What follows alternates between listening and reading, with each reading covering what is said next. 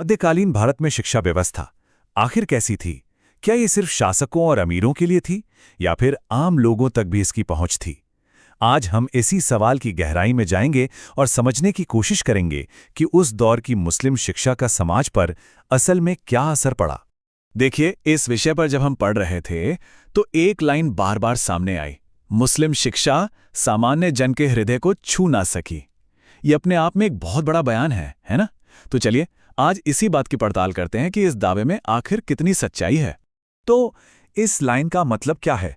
बिल्कुल सीधे शब्दों में कहें तो इसका मतलब है कि ये जो शिक्षा थी ये कुछ गिने चुने लोगों तक ही सिमट कर रह गई। ये आम लोगों की बोलचाल, उनकी संस्कृति और उनकी रोजमर्रा की जिंदगी से कह सकते हैं कि पूरी तरह कटी हुई थी। अब ये अलगाव क्यों था, इसे समझने के लिए हमें सबसे पहले ये देखना होगा कि उस समय की जो शिक्षा प्रणाली थी उसका ढांचा कैसा था। मतलब ये काम कैसे करती थी। तो मोटा मोटा देखें तो शिक्षा के दो लेवल थे। पहले थे मकतब। इन्हें आप उस जमाने के प्राइमरी स्कूल समझ सकते हैं। यहाँ बच्चों को कुरान, लिखना पढ़ना और थोड़ा बहुत हिसाब किताब सिखाया जाता था। और इसके बाद आते थे मदरसे, जो हायर एजुकेशन के सेंटर थे। यहाँ पर धर्म, दर्शन और प्रशासन से जुड़े विषयों की पढ़ाई होती थी। लेकिन इस पूरी शिक्षा का असली मकसद क्या था? इसके दो मेन टारगेट थे। एक, इस्लाम का प्रचार करना और दूसरा, सल्तनत चलाने के लिए पढ़े लिखे अधिकारी तैयार करना। यह समझना बहुत जरूरी है कि शिक्षा का उद्देश्य आम जनता को काबिल बनाना नहीं था। तो अब आते हैं असली सवाल पर कि ये जो पूरा सिस्टम था ये आम लोगों से इतना कटा हुआ क्यों था। इसके पीछे एक नहीं बल्कि कई बड़े कारण थे। सबसे पहली और शायद सबसे बड़ी वजह थी भाषा। सारी की सारी पढ़ाई अरबी और फारसी में होती थी, जबकि आम लोग या तो हिंदी बोलते थे या प्राकृत या फिर अपनी अपनी लोकल भाषाएं। जरा सोचिए, एक ऐसी क्लास में बैठना जहां एक शब्द भी समझ ना आए, ये एक बहुत बड़ी दीवार थी। भाषा के अलावा धार्मिक और सांस्कृतिक फर्क भी बहुत बड़ा था। जो भी सिलेबस था वो लगभग पूरी तरह से इस्लामिक ग्रंथों जैसे कुरान और हदीस पर ही आधारित था। ऐसे में दूसरे धर्मों को मानने वाले लोग इससे कैसे जुड़ पाते? एक तरह से ये शिक्षा प्रणाली बाहर से आई हुई थी, जो यहाँ की भारतीय संस्कृति और परंपराओं में पूरी तरह से घुल-मिल नहीं पाई थी। फिर एक सवाल पहुंच का भी था। ये मकतब और मदरसे ज्यादातर शहरों में और शाही दरबारों के आसपास होते थे। गांवों में, जहां देश की ज्यादातर आबादी रहती थी, वहां इनका नामो निशान नहीं था। ये शिक्षा असल में अमीर और ऊंचे तबके के लोगों के लिए ही थी। और जहां तक महिलाओं की बात है, तो कुछ शाही परिवारों को छोड़ दें तो उनकी शिक्षा पर तो लगभग कोई ध्यान ही नहीं दिया गया। और तो और, जो सिलेबस था वो अपने आप में एक मसला था। इसमें ज्यादातर सैद्धांतिक बातें होती थीं। खेती-बाड़ी या व्यापार जैसे जो काम आम लोगों के जीवन का हिस्सा थे, वैसे कोई प्रैक्टिकल स्किल्स नहीं सिखाए जाते थे। सारा जोर रट्टा लगाने पर था, कुछ नया सोचने या सवाल करने पर नहीं। और जैसा कि हमने पहले कहा, इसका मकसद ही था सरकार के लिए कर्मचारी बनाना, समाज की भलाई करना नहीं। अच्छा, इतनी सारी कमियां सुनने के बाद ये सोचना बिल्कुल स्वाभाविक है कि क्या इस सिस्टम में सब कुछ बुरा ही था? क्या इसका कोई भी अच्छा पहलू नहीं था? चलिए अब जरा सिक्के का दूसरा पहलू भी देख लेते हैं। तो क्या इस प्रणाली का कोई अच्छा पक्ष भी था? हाँ जी, बिल्कुल था। आइए इसके कुछ पॉजिटिव योगदानों पर भी एक नज़र डालते हैं। देखिए, इस सिस्टम ने इस्लामी ज्ञान और साहित्य को संभाले रखने में बहुत मदद की। इसने एक पढ़ा लिखा तबका तैयार किया, जिसने शासन को मजबूत बनाया। इसने फारसी और उर्दू जैसी खूबसूरत जबानों को भी आगे बढ़ाया। और ऐसा नहीं कि सब कुछ सिर्फ धर्म के बारे में था। गणित, खगोल विज्ञान और चिकित्सा जैसे विषयों की भी पढ़ाई होती थी।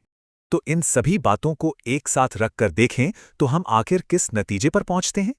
तो देखिए, एक तरफ हैं भाषा, धर्म और सामाजिक भेदभाव जैसी बड़ी बड़ी दीवारें, जिन्होंने इस शिक्षा को आम आदमी से दूर रखा, और दूसरी तरफ इसने प्रशासन को मजबूती दी, साहित्य और विज्ञान को भी बढ़ावा दिया और महत्वपूर्ण ज्ञान को सहेज कर भी रखा। तो आखिरी फैसला क्या है? देखिए, ये सिस्टम अपने मकसद में तो कामयाब रहा। इसने शासक और विद्वान पैदा किए, लेकिन ये आम लोगों तक पहुंचने में, उनके दिलों में उतरने में पूरी तरह से नाकाम रहा। भाषा, धर्म और वर्ग की दीवारें इतनी ऊंची थीं कि उन्हें लांघा नहीं जा सका। कभी सोचा है कि दिल्ली सल्तनत और मुगलों जैसे विशाल साम्राज्य सिर्फ तलवार के जोर पर नहीं चले? उनकी नींव में इल्म यानी ज्ञान का भी एक बहुत बड़ा हाथ था। आज हम उसी ज्ञान की दुनिया में उतरने वाले हैं, यानी मध्यकालीन भारत के तालीमी निजाम में। हम देखेंगे कि कैसे छोटे छोटे मकतब और बड़े बड़े मदरसों ने सिर्फ विद्वान नहीं बल्कि पूरे समाज को एक शक्ल दी। तो चलिए इस दिलचस्प सफर पर साथ चलते हैं। अच्छा, इस पूरे सिस्टम को ठीक से समझने के लिए हम इसे एक एक करके देखेंगे। हम इसकी जड़ों से शुरू करेंगे, यानी मकतब और मदरसों से। फिर ये जानेंगे कि आखिर इस तालीम का मकसद क्या था। इसके बाद हम देखेंगे कि सिलेबस में क्या क्या पढ़ाया जाता था, उस्ताद किन तरीकों से पढ़ाते थे, और आखिर में हम इस पूरे निज़ाम के असर और उसकी विरासत का एक जायजा लेंगे। तो चलिए कहानी शुरू करते हैं एकदम नींव से। देखिए, हर बड़ी इमारत को मजबूत खंभों की जरूरत होती है ना? मध्यकालीन भारत की तालीम की इस इमारत के दो सबसे मजबूत खंभे थे मकतब और मदरसा। इन दोनों का फर्क यहाँ बिल्कुल साफ है। मकतब को आप उस जमाने का प्राइमरी स्कूल समझ सकते हैं। यहाँ छोटे बच्चे अक्षर ज्ञान सीखते थे, कुरान की शुरुआती आयतें पढ़ना सीखते थे और धर्म की बुनियादी बातें समझते थे। वहीं दूसरी तरफ मदरसा अपने दौर की एक यूनिवर्सिटी जैसा था। यहाँ आकर छात्र बहुत गहरे और मुश्किल विषयों की पढ़ाई करते थे, चाहे वो मजहबी हों या फिर दुनियावी। अब सवाल ये उठता है कि इस पूरे तालीमी निज़ाम का लक्ष्य क्या था? क्या सिर्फ किताबें पढ़ा देना ही काफ़ी था? नहीं, बिल्कुल नहीं। इसके मकसद कहीं ज्यादा गहरे और समाज से जुड़े हुए थे। यहाँ देखिए, मकसद सिर्फ रटना रटाना नहीं था। असल में एक खास तरह का इंसान तैयार करना था। एक ऐसा इंसान जो दीनी तौर पर भी मजबूत हो और जिसका किरदार, जिसका अखलाक भी अच्छा हो।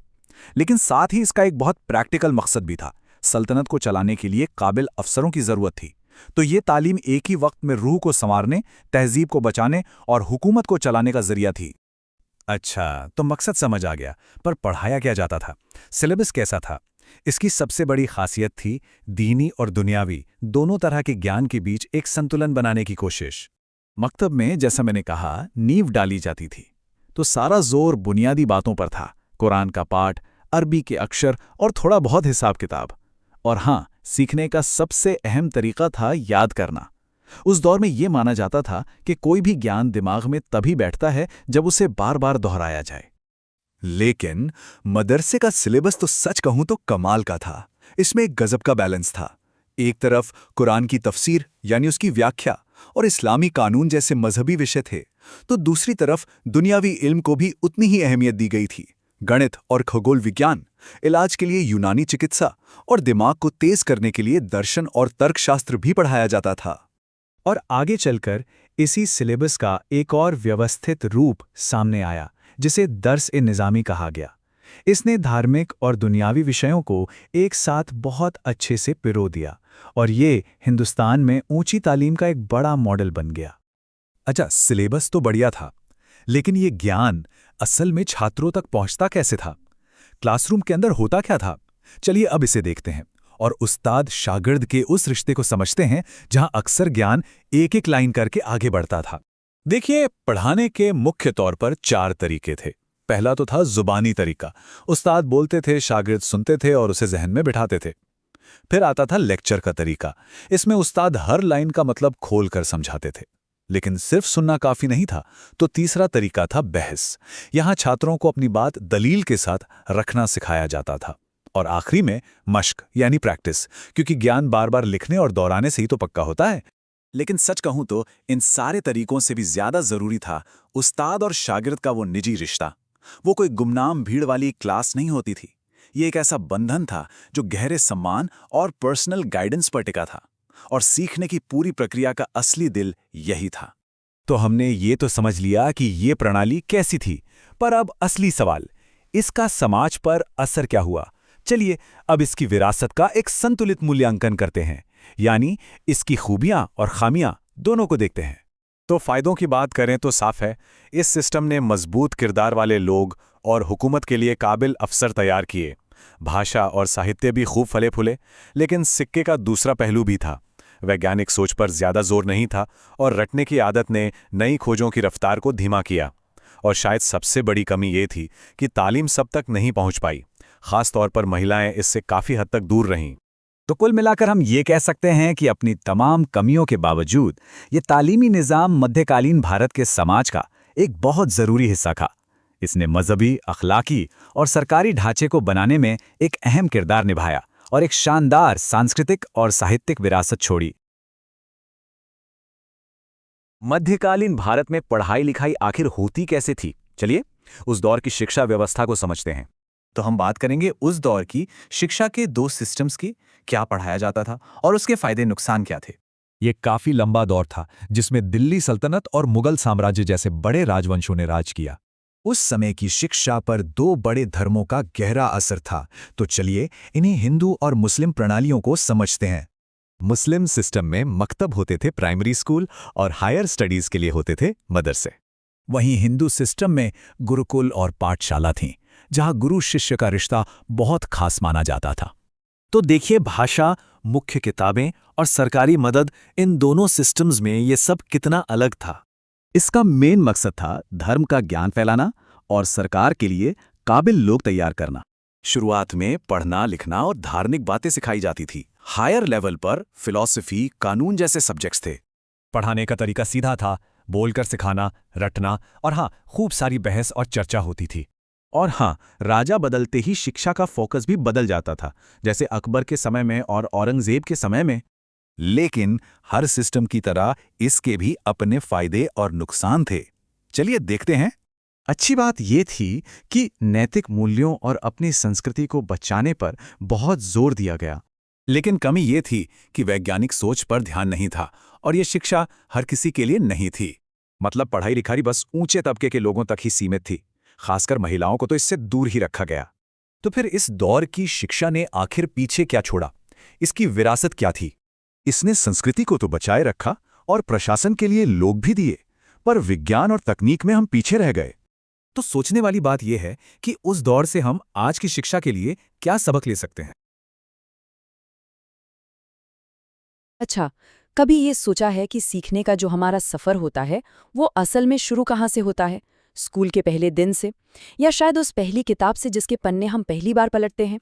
आज हम एक ऐसी ही खूबसूरत परंपरा को समझने वाले हैं जो मानती है कि ज्ञान का ये सफ़र एक पवित्र लिखे हुए शब्द को पढ़ने से शुरू होता है। ये सवाल जितना आसान लगता है उतना है नहीं, और दुनिया भर की कई संस्कृतियों में इसका जवाब पहली क्लास या पहली किताब से कहीं कहीं ज्यादा गहरा है। जवाब की शुरुआत होती है एक जश्न से, एक ऐसे समारोह से जो ज्ञान की दुनिया में एक बच्चे के पहले कदम को खास बनाता है। और बस यहीं से हम पहुंचते हैं इस्लामी परंपरा की बिस्मिल्लाह रस्म तक। ये एक ऐसा समारोह है जहां एक बच्चा जो पहला शब्द मतलब पहली लाइन जो औपचारिक रूप से पढ़ता है वो कोई आम लाइन नहीं होती, वो एक पवित्र प्रार्थना की पहली पंक्ति होती है। जरा सोच कर देखिए, एक बच्चा ज्ञान के इतने बड़े सागर के किनारे पर खड़ा है और उसका पहला काम है एक लिखी हुई लाइन को पढ़ना, एक ऐसी लाइन जो आशीर्वाद से भरी हो। ये सिर्फ एक रस्म नहीं है, बल्कि उस बच्चे की जिंदगी के सबसे यादगार पलों में से एक बन जाती है। तो सवाल ये है कि इस एक शब्द बिस्मिल्लाह में ऐसा क्या खास है? इसका मतलब बहुत सीधा है, अल्लाह के नाम से, और ये किसी भी जरूरी काम को शुरू करने का एक तरीका है। और सच बताइए, सीखने से ज्यादा बड़ा और जरूरी सफर और क्या ही हो सकता है? और वो पूरी पवित्र पंक्ति है बिस्मिल्लाहिर्रहमानिर्रहीम, मतलब अल्लाह के नाम से जो बहुत मेहरबान और रहम करने वाला है।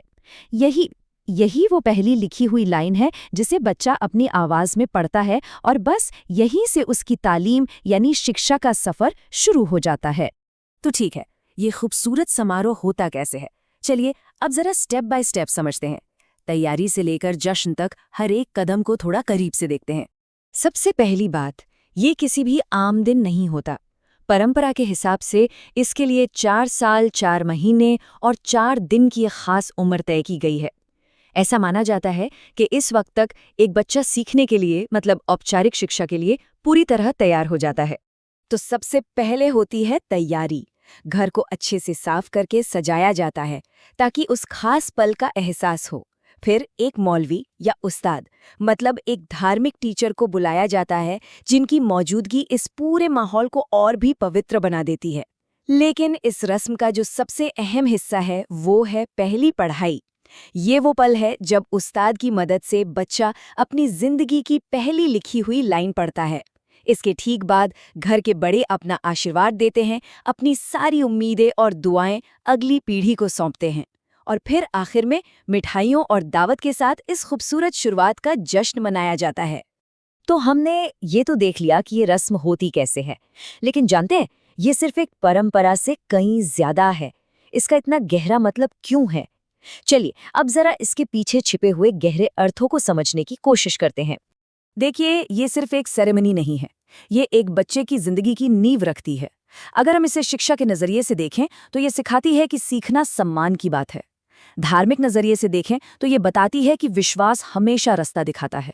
और सामाजिक तौर पर ये इस बात को मजबूत करती है कि पूरा समुदाय हमेशा एक सपोर्ट सिस्टम की तरह साथ खड़ा है। अच्छा, अब जरा इस सोच को थोड़ा और बड़ा करके देखते हैं। शिक्षा की शुरुआत का जश्न मनाना, ये ख्याल सिर्फ एक संस्कृति तक ही सीमित नहीं है। ये एक ऐसी इंसानी भावना है जो हमें दुनिया भर में देखने को मिलती है। और ये स्लाइड इसी बात को बहुत अच्छे से दिखाती है। एक तरफ है इस्लामी बिस्मिल्लाह रस्म और दूसरी तरफ हिंदू धर्म का विद्यारंभ संस्कार। देखिए दोनों में कितनी मिलती जुलती बातें हैं। मकसद दोनों का एक ही है, बच्चे को ज्ञान की दुनिया में लाना। फर्क बस इतना है कि एक में पहली पवित्र लाइन पढ़ी जाती है तो दूसरे में पहला अक्षर लिखा जाता है। पर दोनों में ही ज्ञान के इस सफर के लिए भगवान के आशीर्वाद को सबसे जरूरी माना गया है।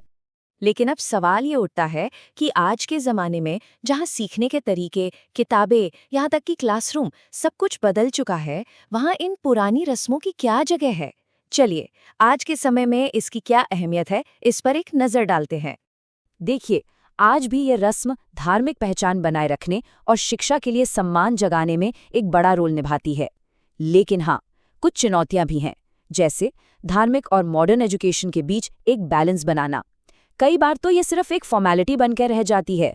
तो असली सवाल ये है कि हम इन परंपराओं की आत्मा को जिंदा रखते हुए इन्हें आज की दुनिया के लिए कैसे काम का और मतलब का बनाए रख सकते हैं। तो आखिर में ये सारी बातचीत हमें एक बहुत गहरे सवाल पर लाकर छोड़ देती है। आज की इस दुनिया में जहाँ चारों तरफ अनगिनत स्क्रीन्स हैं, बेहिसाब जानकारी है, क्या ऐसे में पहली बार पूरी तरह ध्यान से पढ़ी गई एक अकेली लिखी हुई लाइन की कोई ताकत बची है? ये एक ऐसा सवाल है जिस पर हम सभी को सोचना चाहिए।